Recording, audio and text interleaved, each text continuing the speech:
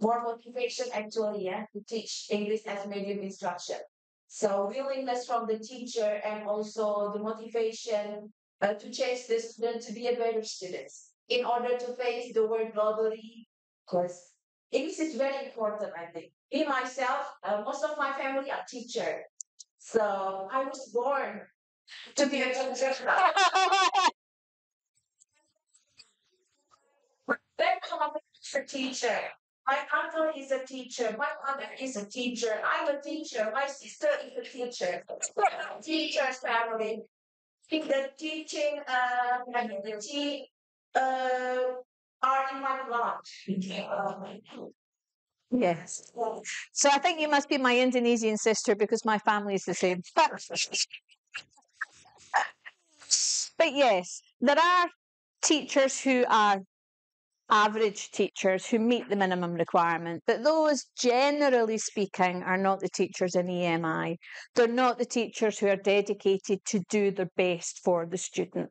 They're not the teachers who are dedicated and really, really, really get something by seeing their students progress in English and the subject and moving on to successful careers, because that's why the good teachers do what we do, because we want to help people to progress. Yeah.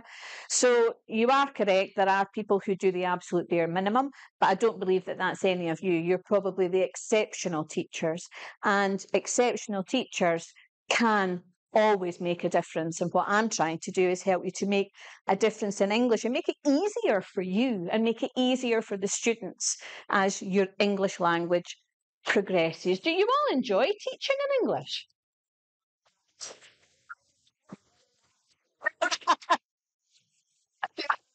Yes. So we're going to look at resources and resource development, although not standardised because it's subject specific. What can you develop to minimise language barriers faced? Well, some of you have already had some training. So, POLIBATAM, what can you develop to minimise language barriers faced? What kind of resources? Just name one that you could do, maybe. We write some books. We have some book for like the student who understand teaching. Then because sometimes the book that we get from it that is what we wrote. Yeah. Yeah, yeah. A lot of the resources are really, really high level language. Do any of you ever look at some of your subject content and go, oh? You probably do, don't you? It's like, that's Chinese.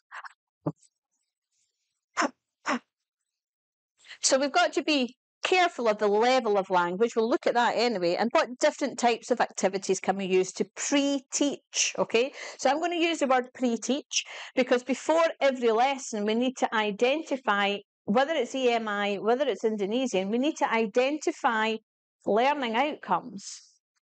What is it that we want to share? I talk about sharing knowledge when I talk about teaching. It's sharing knowledge. To be a good teacher, you need to know how to share what your knowledge is. So what is it you're sharing with the students? What do you want them to learn when they go out the door at the end of the day? What language, what terms, what are you teaching? So we need to be very specific in the learning outcomes. And how does the student's language level directly affect your resources and teaching style? Okay, so let's look at this step by step. Language leveling. What on earth is that?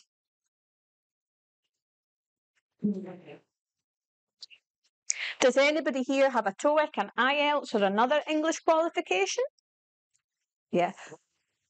What level do you have? 5.5, 7, 10?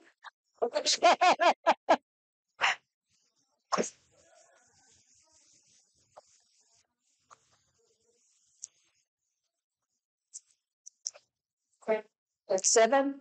Okay, so that's a level. Yeah. So if we say that you might have a 7 or a 5 or a 6, or you might have the equivalent TOEIC, which I can never remember the numbers for, or another level qualification, yeah. So when we have, in the UK, we look at grades, you have A, B, C, that's a level, yeah. So we gauge the language level. Language simplification. Now there's a big word.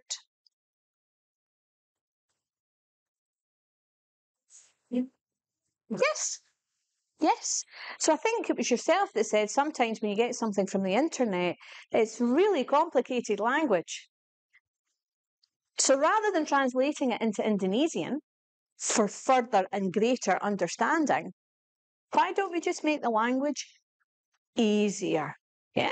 So it's about, if it's at IELTS 7, or maybe it's at an advanced level of English, a lot of materials, subject materials, are advanced.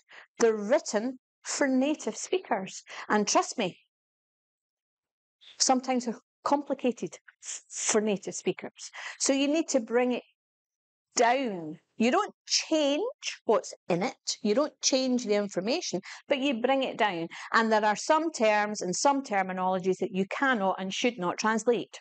Yeah, so we need to describe what they are. Resource development, we'll look at different types of resources for different types of things.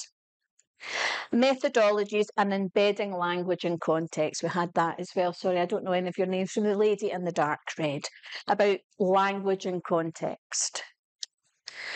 Okay, language levelling. I've given an example. What level, if we look here, if any of that makes any kind of sense, what level do you think your students would be? So we have an A1, an A2, which is an IELTS 3.5. We have a B1, which is an IELTS 4.5, a B2, 5.5 to 6.5, C1, 7.8, and a C2, 8.5 to 9. So where do you think your students sit?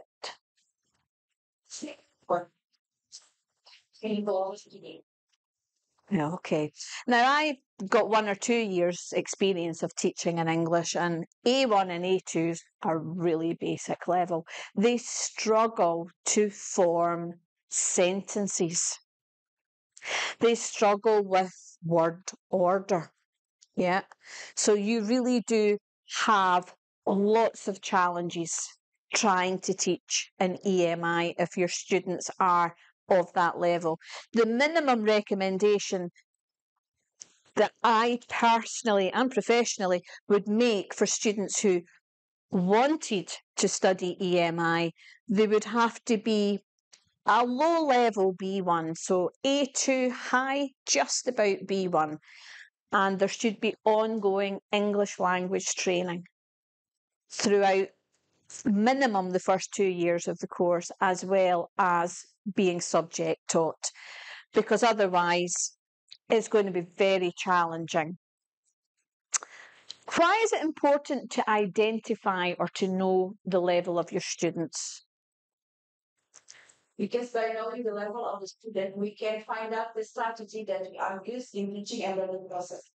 Yes, perfect. Do you want to come up? Thank you very much. Okay, so if we look at language simplification, so things to consider. What language level do the students have? Okay, so if we work on an A1, A2, and what language level is the box? Okay, so have a look at the box first and tell me if you think that your students would understand it. Is it the correct level for them?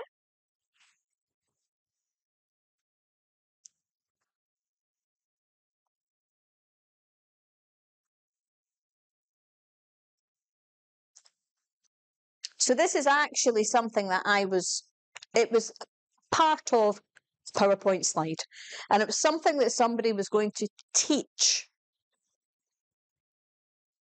their students.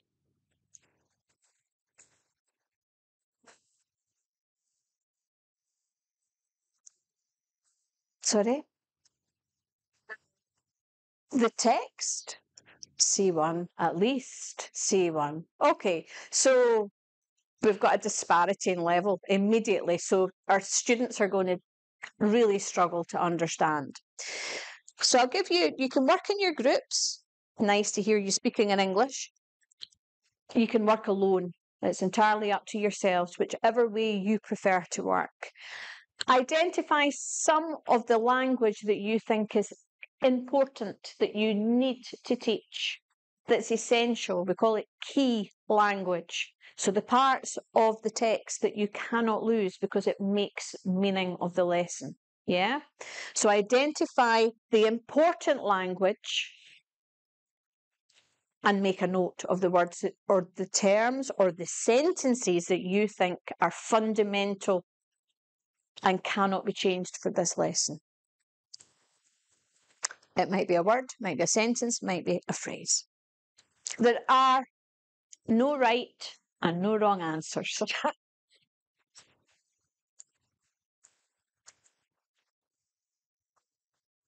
Okay. We have to identify which word that is the key point of the thing on the left column. Yes, so you've got the ISO guide, the Institute of Risk Management, so the information that's essential to describe the organisation's definition of risk. 15%. Okay. The main idea is, for example, for ISO guide 753 is expect the object. Because I'm not familiar with ISO guides from this years. Okay. So if you were to take effect of uncertainty on objectives, would your students understand that? Maybe they don't understand what objective is. Okay. And do we think that objective's an important word? Okay. So, It is. It is. Okay. So how could we try to keep the word objective? It's a word, if it appears here and we're talking about risk, you decide, is it a word that they're going to use? Is it a word that's necessary?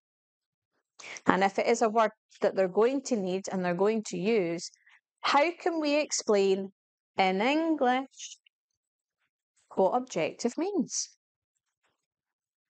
Synonyms. Synonyms.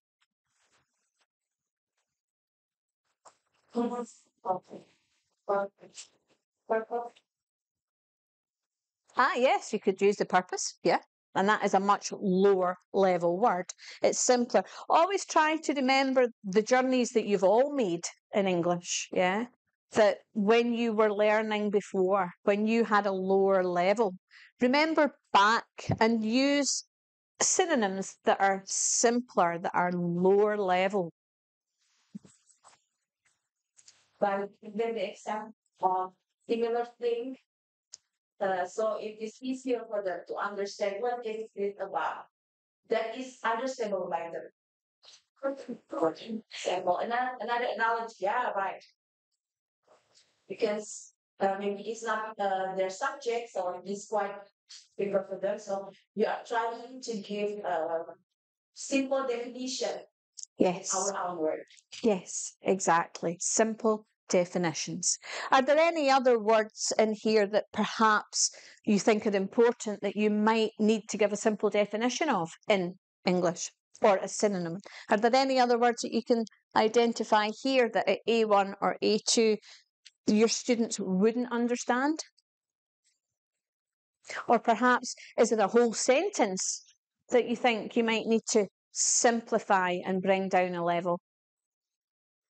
Maybe the difficult word they don't understand. Maybe some of the words here they know. By the difficult word they don't know. Is this one here a difficult word? Yeah, it's sure. Okay. Okay. Is that a difficult word? Yeah. What about that one? So there's a lot in there, isn't there? Are there any words? So immediately we have objectives, deviation. Cool. Is that down?